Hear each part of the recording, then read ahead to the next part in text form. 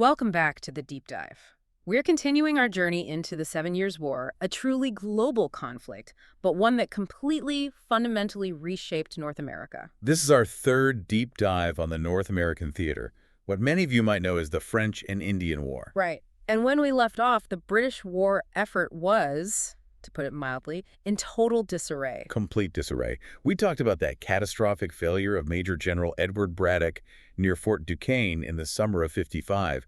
And you have to remember, that wasn't just a lost battle. No, it was a strategic collapse. A total collapse. It just left this massive part of the frontier, we're talking Pennsylvania, Virginia, Maryland, completely defenseless. It was an open door for French and Native American raiding parties. That whole early phase of the war was just one of overwhelming French success. And that brings us to the period we're talking about today, 1756 and 57, where that French dominance really gets cemented. And it's largely thanks to the arrival of one man, a new, highly capable French commander. Louis-Joseph de Montcalm, the Marquis de Montcalm. His arrival changes everything on the ground. So that's our mission for this deep dive. We're going to unpack his strategy, but also the almost impossible situation he walked into in New France, politically and logistically. And we'll dig into the two huge victories he delivers. The capture of Fort Oswego and the very successful but deeply tragic siege of Fort William Henry. Yep.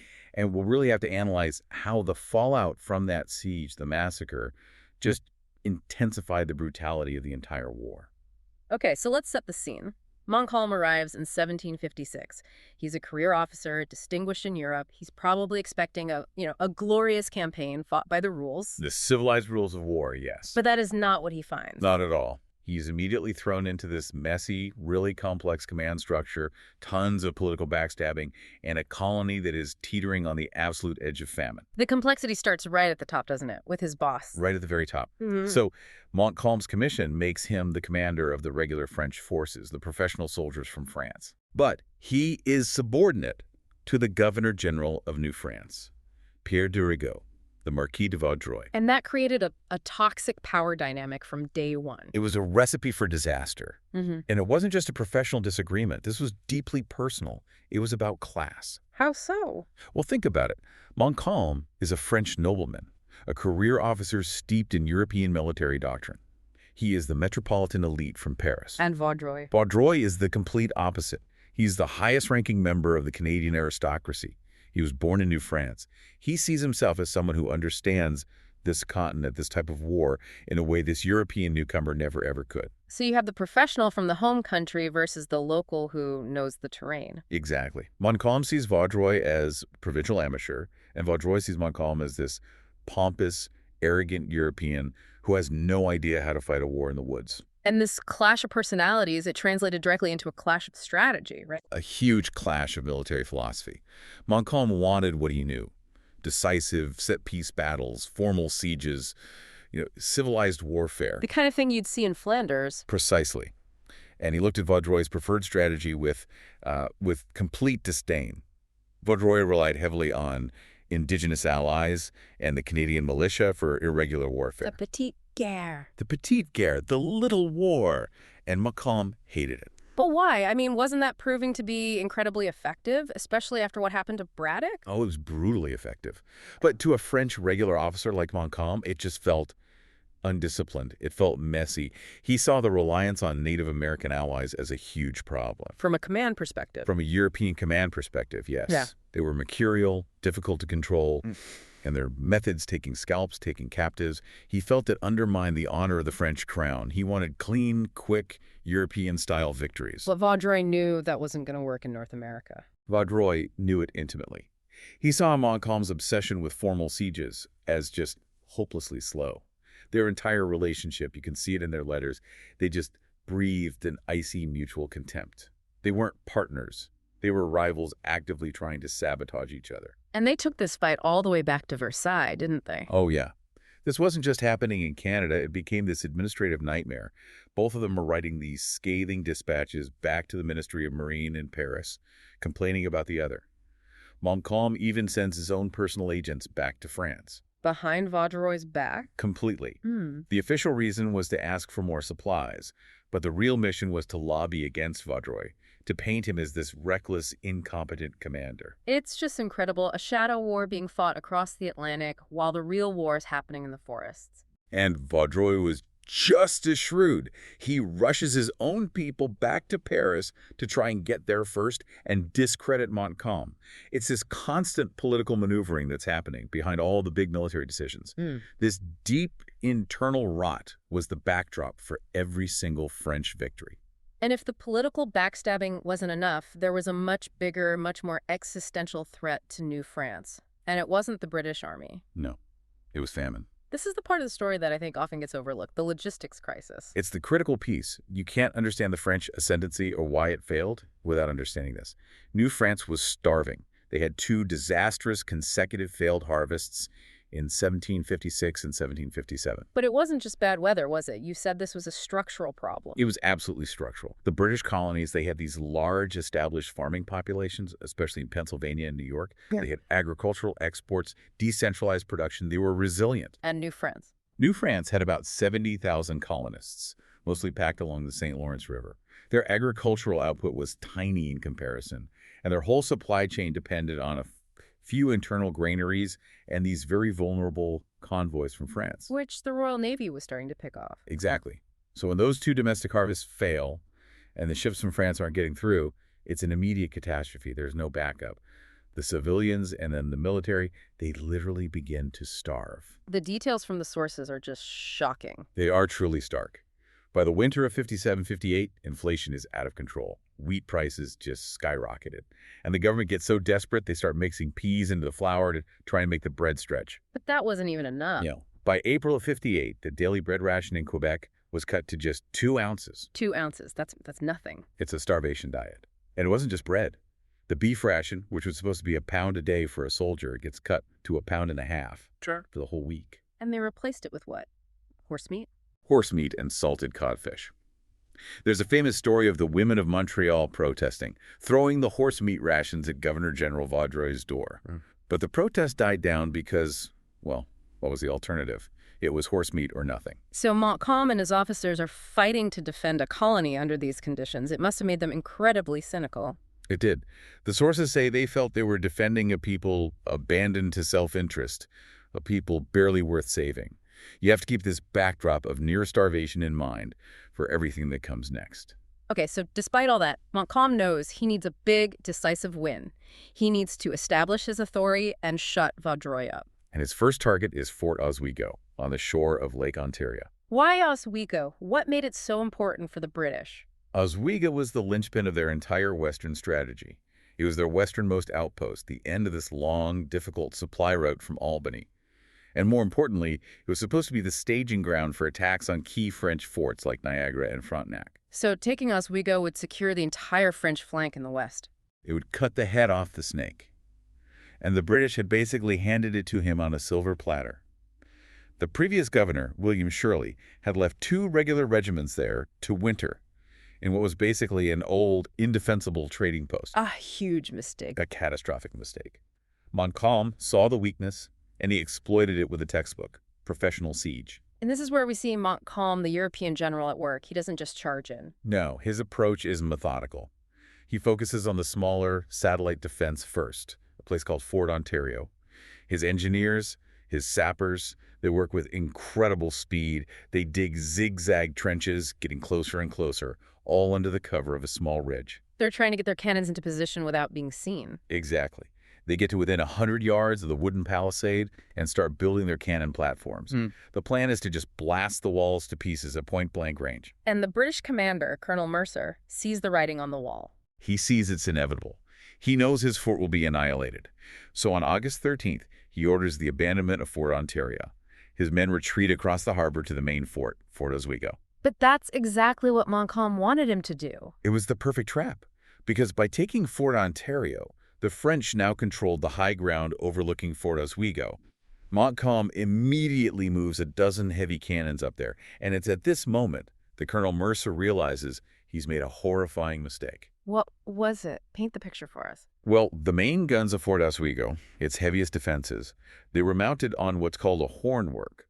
but they were all pointing in the wrong direction. The wrong direction. They were pointing outwards, away from the harbor, to defend against an attack from the north or west that was never going to come. They had completely left their back door open. So Montcalm's new cannons on the high ground could fire straight down into the fort.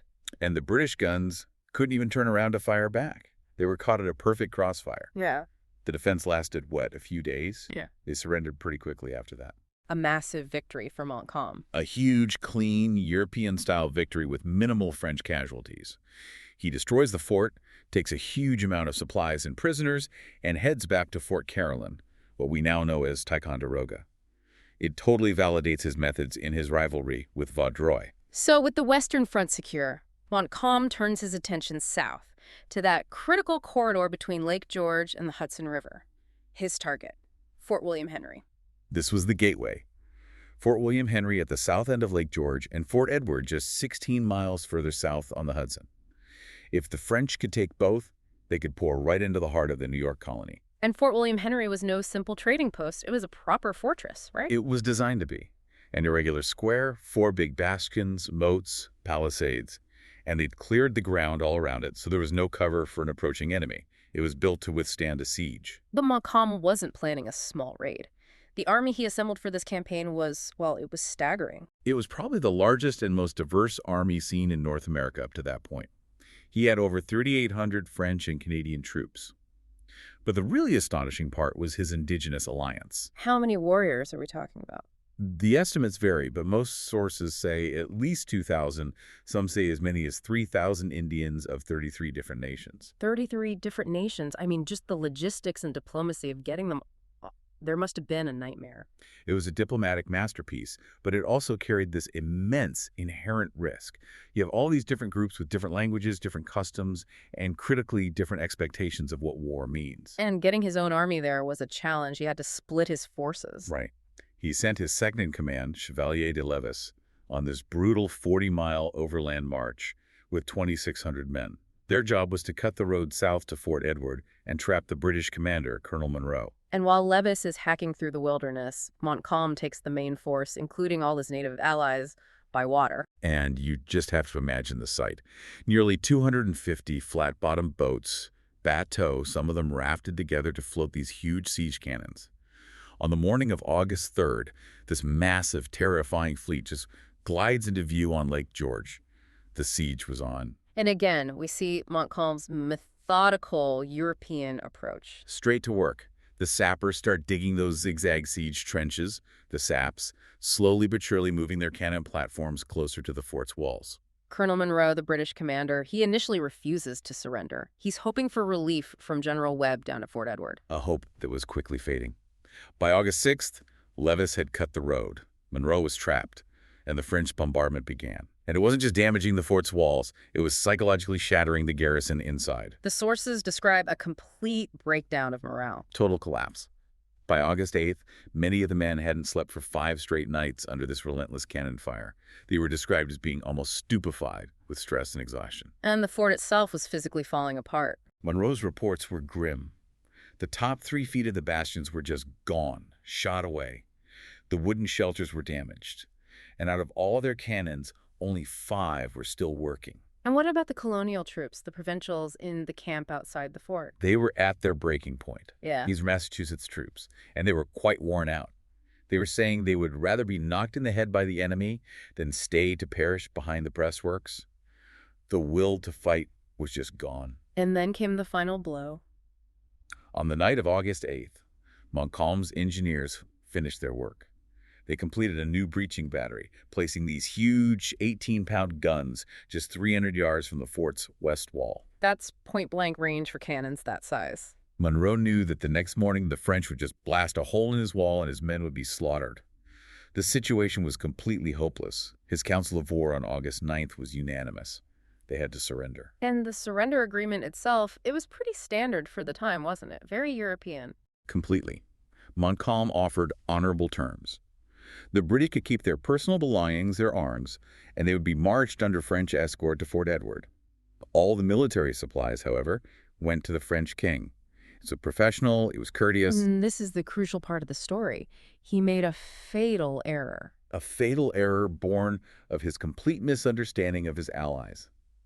He negotiated these terms without consulting or even considering the expectations of his thousands of Native American warriors. What were their expectations? What did they feel they had earned? Well, they weren't fighting for a salary or for European honor. They fought for traditional rewards. They expected plunder goods, weapons, supplies. They expected trophies like scalps to prove their courage. And most importantly, they expected captives. And captives were more than just prisoners of war in their culture. So much more. Captives could be adopted to replace warriors who had been killed. They could be ransomed for huge value, or sometimes they were ritually sacrificed. Taking captives was a central part of their way of war. And Montcalm, with the stroke of a pen, denied them all of it. The British kept their guns, they kept their belongings, and all the good stuff went to the French king. Right.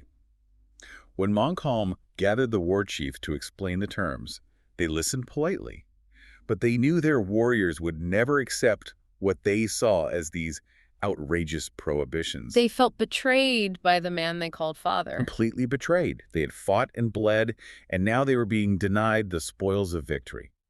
So the sources say they decided they would just take what they had come for and then to leave. And that decision is what leads directly to the horror. The event that goes down in history as the massacre of Fort William Henry, it begins almost immediately after the surrender. As soon as the British soldiers leave the fort to gather in the nearby camp, the warriors surge in looking for plunder. But there's not much left. Montcalm has already claimed it. So they turn their rage on the most vulnerable people left inside. The sick and the wounded. Yes. About 70 men who were too ill or badly injured to march. The warriors fell upon them, murdering and scalping many. French officers tried to intervene, and they saved some, but it was brutal, and it was fast. And the violence didn't stop there. It spilled out into the main camp. All through that afternoon and into the night, warriors roamed through the British camp, taking whatever they could, rum, clothing, personal items. French guards finally cleared them out around 9 o'clock, but they didn't leave. They just lingered on the perimeter, watching, with more than usual malice in their looks. The tension must have been unbearable. And what was Montcalm's response to all this? He blamed the Indians. He blamed the British for allegedly giving them rum. He claimed he couldn't possibly restrain 3,000 Indians of 33 different nations, which is, partly true in a direct command sense, but it completely ignores his own failure. He created this situation by breaking his end of the bargain. And the worst was yet to come, on the morning of August 10th, when the march was supposed to begin. As the column of British soldiers, their families, and camp followers started their march, the warriors attacked. It was chaos. They dragged men, women, and children out of the line, stripping them, taking them captive. French officers and missionaries were literally in the middle of it, trying to shield people, trying to buy back captives. Do we know how many people were killed? The exact numbers are debated. Maybe up to 180 were killed outright, with hundreds more taken captive. But for the English colonists, the number wasn't the point. The symbolic impact was just enormous. It became this infamous moment, immortalized in culture. Absolutely. James Fenimore Cooper's novel, The Last of the Mohicans, and all the films based on it, they cemented this event in the popular imagination as the ultimate example of savage warfare. So what was the real-world impact of this collision of different ways of war? It just fundamentally intensified the brutality of the conflict. In the minds of the colonists, the French were no longer honorable enemies. They were seen as monsters who sanctioned savagery. It fueled this deep, deep desire for total revenge and made any kind of future negotiated surrender almost impossible on the frontier. And the ultimate irony is that after this stunning victory, Montcalm does what? He retreats. Total retreat. He levels Fort William Henry and pulls all the way back to Fort Carillon. The British commander at Fort Edward, General Webb, is completely spared, and for a while, he has no idea why. So why did Montcalm pull back? Why not press his advantage? Because his victory was completely unsustainable, for two reasons we've already touched on. First, his allies left him. Exactly. His Native American allies, having gotten their plunder and their captives, they just vanished, went home. And with them went Montcalm's eyes and ears, his scouts, his light infantry. He couldn't advance blind into the wilderness. And the second reason was the one that trumped everything else. Famine. The logistical crisis. His Canadian militiamen, who were more than half his remaining troops, had to be released immediately to go home for the harvest. If they didn't, the entire colony would starve that winter. New France was literally starving itself out of a victory.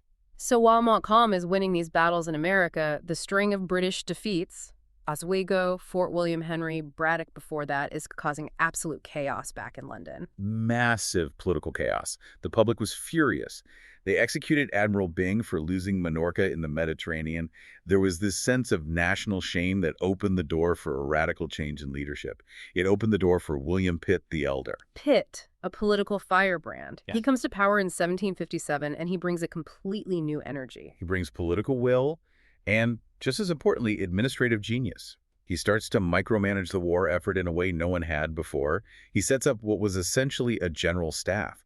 And unlike the French commanders who got these vague orders from Versailles. Pitt gave precise, detailed directives. Exactly. But his real genius, the thing that changed everything, wasn't military strategy, it was financial. He understood the problem of getting the colonies to cooperate. He understood that the British colonies had this massive 15-to-1 population advantage over New France, but it was useless if you couldn't mobilize it. And the colonial legislatures were famously stubborn about paying for imperial wars. They didn't trust London to pay them back. Not at all. So Pitt made them an offer they couldn't refuse.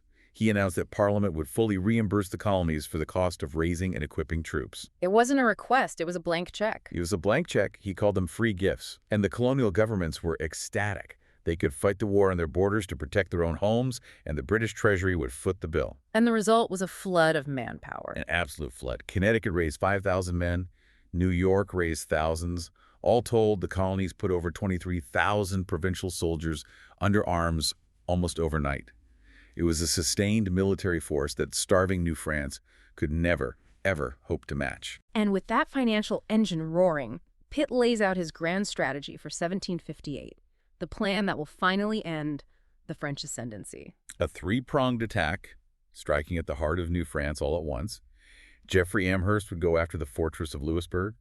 James Abercrombie would attack Ticonderoga.